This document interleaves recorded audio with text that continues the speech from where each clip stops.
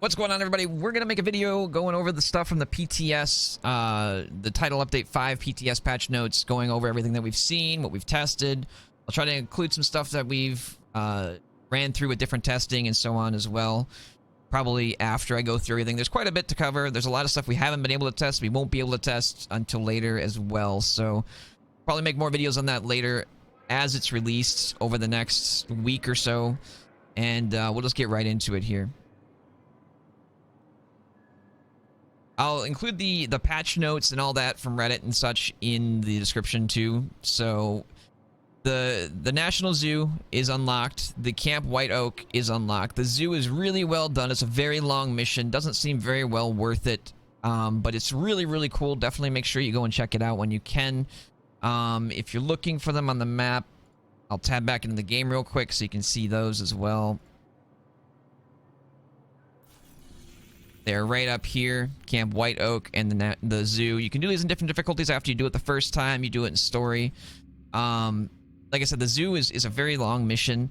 This one you can't do. You will not be able to do until either the 7th or the 8th of July. And we'll go over the schedule that they're releasing during this video as well. And as you can see here, this will be how you get the diamond back. But we can't access that as of this moment in this video. All right.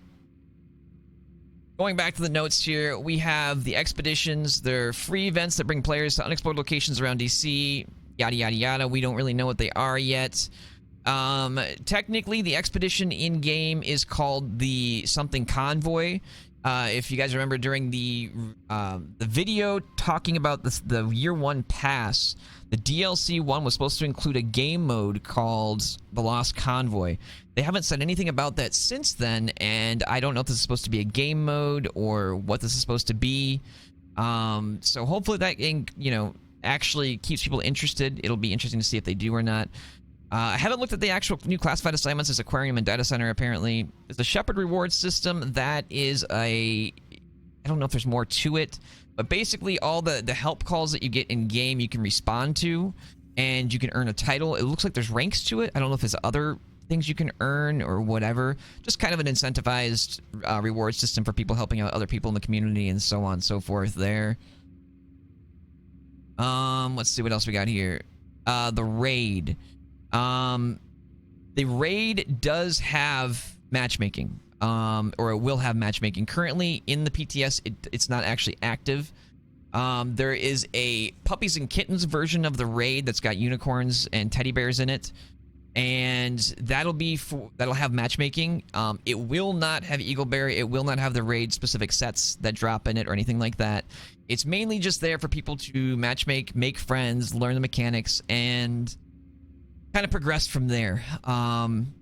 So I mean, you're still gonna have to do the regular version of the raid if you want those set pieces, or if you want to earn the Eagle Bear itself. But it's definitely a good approach to see and get people to, you know, adapt and learn and not just try to matchmake. So the two new exotics that we've got on the PTS that we can't actually access yet are the Diamondback Exotic Rifle and the BTSU Exotic Gloves. Now, the exotic rifle has 3 new talents on it. Diamondback randomly marks an enemy. Hitting the enemy consumes that mark, guaranteeing a critical hit with 20% total damage. A new random enemy is marked afterwards and whenever you reload. Seems almost like a carnival game, to be honest. After hitting 5 marked enemies, gain 50% reload speed, 20% total damage, and all shots fired are guaranteed critical hits for 10 seconds. So I could definitely see this being really strong, depending on, you know, the stats in the actual weapon. While drawn, each time a round is loaded, gain 20% bonus armor for 3 seconds. While holstered, each time you reload or cycle your current weapon, gain 8% bonus armor for 2 seconds. That's kind of whatever. The BTSU exotic gloves are made for skill builds for the most part. Skills that apply status effects gain 50% status effect duration and 50% skill haste. Whenever you apply status effect, your gloves become infused with that for 60 seconds. While infused, you gain 10% skill damage, 10% skill healing and repair, and 10% skill duration for each utility or yellow battery slot on your gear. That could be pretty significant. I'm not sure if this is going to end up causing some skills to one-shot in the DZ and so on. I'm sure there's probably going to be things that are overlooked like that. Whenever you throw a skill 1.25 seconds after landing, it creates an explosion, applying the infused status effect to all enemies within 6 meters. Enemies affected by this infused status effect take 50% more damage from your skills as well. Also kind of interesting how that's going to work. If skills will be decently strong, it'll be interesting to see how that affects things like raid bosses and so on as well. Heroic bosses will now drop exotics. However, for world drop exotics, it requires that the player has had the drop previously. For craft exotics, it requires a player has the blueprint. So it's a little weird how they're doing it, especially since on the PTS now the exotics actually start off at 500 and their max weapon damage or whatever. So I'm not sure how that really works. I guess you can give you can give the exotics to other players. However, the Eagle Bearer and such will not be part of that exotic pool. And the two new weapons that we have on the PTS, actually that we can access, are the Carbine 7 and the Stoner LMG. The Carbine 7 has a 30-round mag, 790 RPM, and I'll actually go back to the game here and show you these two in a minute here.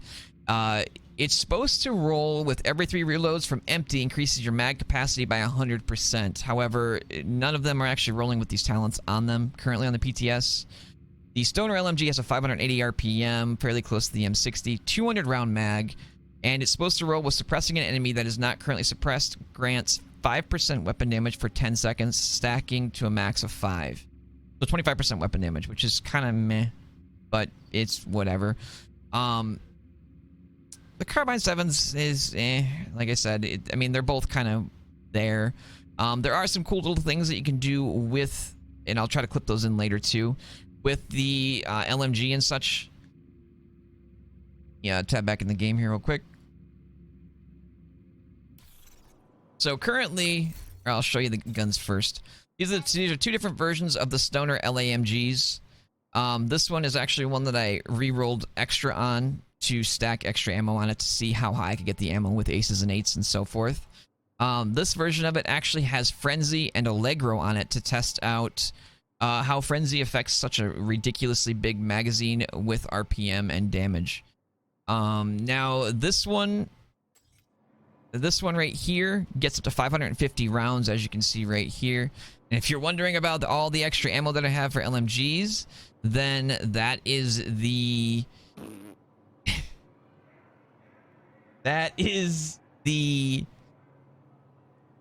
simple fact of having the extra 50-round mags on LMGs and then swapping to another specialization or taking the mags off literally takes that extra ammo that you have from aces and eights and the 50-round mag and just throws it into your backup ammo pool. So you can have a lot of ammo. So when we were testing this earlier, this one's the most crazy one, Frenzy and Allegro. Now with this one, we also incorporated Chatterbox, and I should be able to replicate the test now. I had A5 give me the extra ammo and all that, so all I gotta do now is just activate Frenzy, and it should let's throw that on for now, and it's whatever, doesn't matter. There we go, now we got Frenzy, right? Yep. Okay. So let's see. Make this a elite. That memory leak is killing me right now.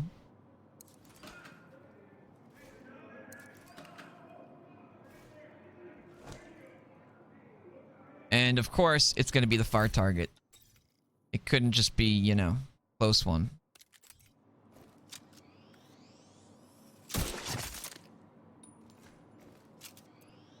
Really?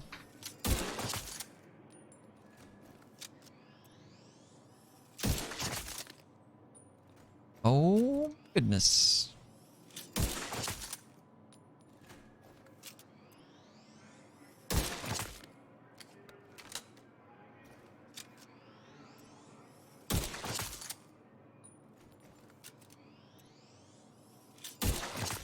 Anytime. No? Okay. Great! Finally got that target. Alright, put Chatterbox on. Oh, actually, we won't be able to... Now I think about it. We won't be able to fully show Frenzy with the LMG. We can kind of show it off, but we need... Oh, is A5 still here? He's still here. He might be able to come down here and give me the buff one more time. I'm bugging him like crazy, so... I gotta get rid of my rounds anyway, so... There it is. Alright, so this is gonna be Frenzy on the new LMG.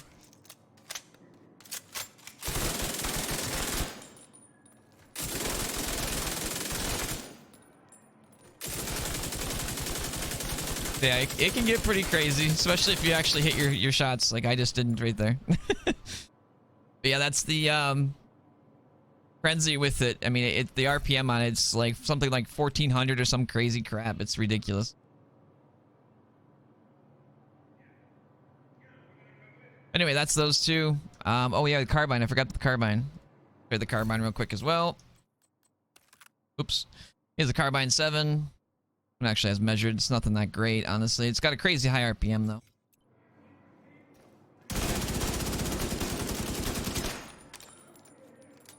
No mods on this or anything like that, of course.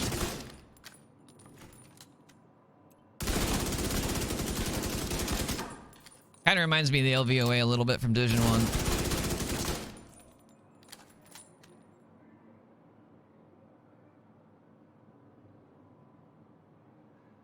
Alright. What else? Oh yeah, they added the flashlight attachment for pistols, which we can't apparently seem to find currently. Skills and skill builds and all that have been reworked in the PTS. They doesn't seem like they know exactly what they're doing with it yet, or how it's going to work. They're going to be balancing some of that on the 7th, I believe it is, or the 8th. No, the 8th. And a lot of them are just like the drone is completely garbage right now. Apparently there's a buffed version of it that they're planning on doing for PvE versus PvP that they didn't put in the PTS, but the way they have it in the PTS currently is reversed the way they wanted it as well, which was supposed to be you take 20% of the damage, but currently you take 80% of the damage and it only reduces the damage by 20%. And the drone breaks incredibly fast. Skill haste, they've been trying to pass off skill haste as a buff. It's not really a buff. You won't be able to get down to like 10-second skills nearly as easily. Maybe you can once you stack like crazy amounts, but there'll be some diminishing returns and stuff as it goes on as well. Haven't really messed with the skills too much yet because I know they're, like they said, they're going to be rebalancing skills on the 8th, I believe they said, so we'll see how that goes. All right, I wanted to clip this into the other video here, talking about skill haste and skills and such. I forgot to mention that during going over the patch notes and so on. There's going to be some more rebalances, I guess, on the 8th. But as it stands right now, skill haste, or I should say cooldown reduction, is being changed into skill haste. If you guys haven't seen that, they're being increased by about 33% of their rolls. There's no hard cap on the skill haste anymore. And skill haste, 100% skill haste will reduce cooldowns by about 50%. Now, that is a pretty significant change than what people were seeing with like 10-second cooldowns before. Also, there is going to be a diminishing returns after that 100%. So as you keep stacking it, the less you're going to get from it. You'll still get something from it, but you're going to feel it. That's for sure. So you're going to want to try to make that up in other areas. Maybe you can get back down to 10 seconds. I'm not sure how that's going to go yet. We haven't really been able to fully test that yet. But it's definitely there. They also, the specialization skill mods, they require 0 skill power to use. There are other mods that are close to what they are, but these ones are actually locked to specializations, and they're free to put on basically. And an example of one of those is like on the drone, like the skill haste right here. That's one of them. This is 0 skill power to use. Just have to make sure you're that specialization, of course. There's a duration one. And yeah, it's on the drone. And of course, there's other ones across the board too for different skills and so on. But yeah, I just want to throw that in there. I don't know what else they're going to be changing with it. There's a lot of actual mods itself that they changed. So, definitely keep an eye on that. And yeah, go from there. Anyway, here are some of these are the changes for the different skill mods and so forth. I'm not going to go through these because there's just too freaking many of them. You'll have to look at the notes themselves. Shield, crafting, blah, blah, blah. Firefly. The crafting bench, you can upgrade to gear score 500 now, and you'll be able to craft 500 gear score items. Now, the exotics as well, when you get them, those will actually drop at 500 maxed out damage and all that. There's no variation in their damage or anything like that anymore. So that's interesting. Destructing high-end gear will give you more predictably give you brand materials, apparently. Blueprints that were previously only on projects. It's a big one here. You'll be able to get from control points or weekly vendors that are shared across all 3 sources, so you'll be able to get your magazines or whatever you're after way faster, way easier.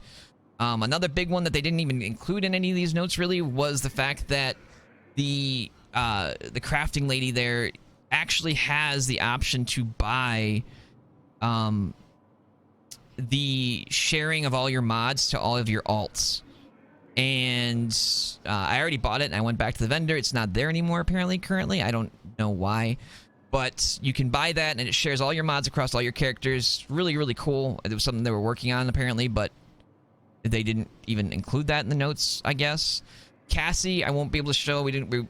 I tried to unlock her earlier. She's still got like a 10-hour window before she can spawn, I guess. Some NPC fixes. There was an error with weak point kill stats. You can look at the notes on that there. Let's see. Yeah, this is the deflector drone change that they did. You'll gain control faster after dropping down. Some other little things here. Nothing really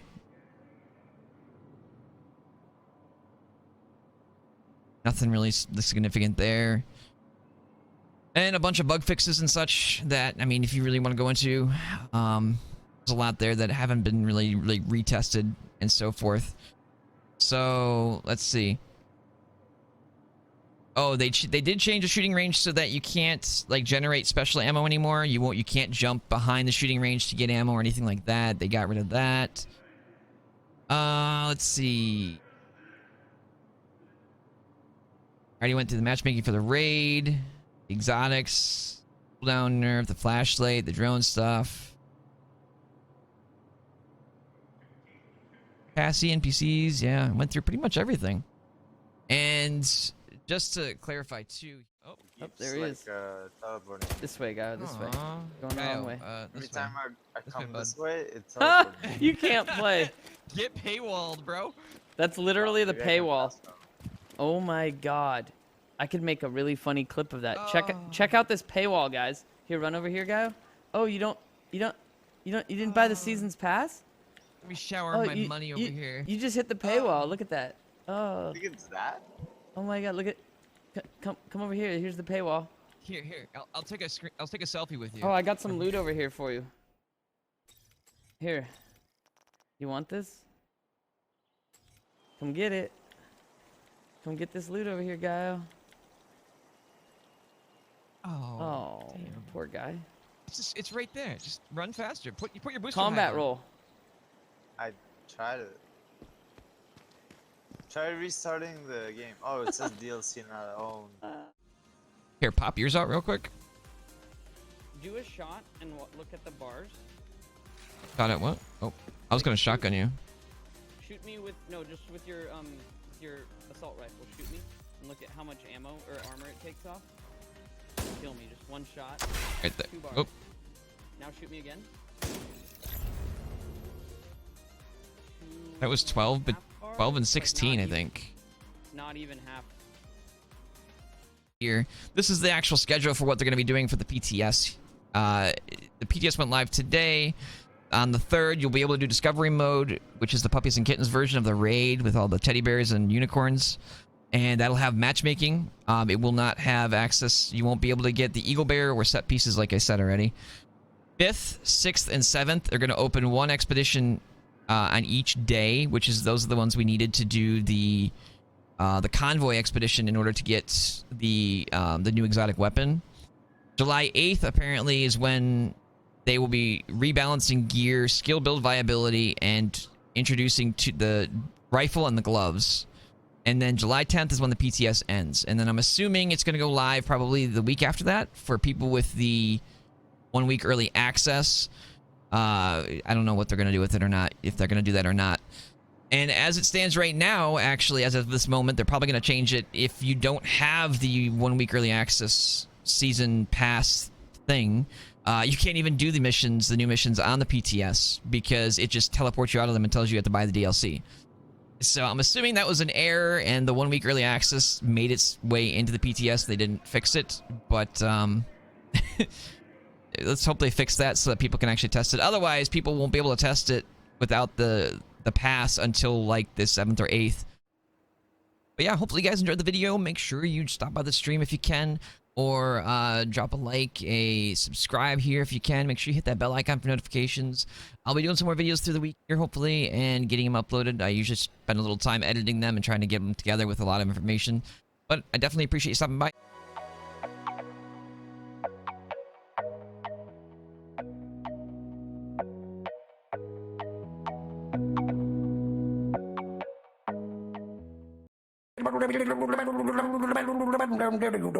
I'm a scat man.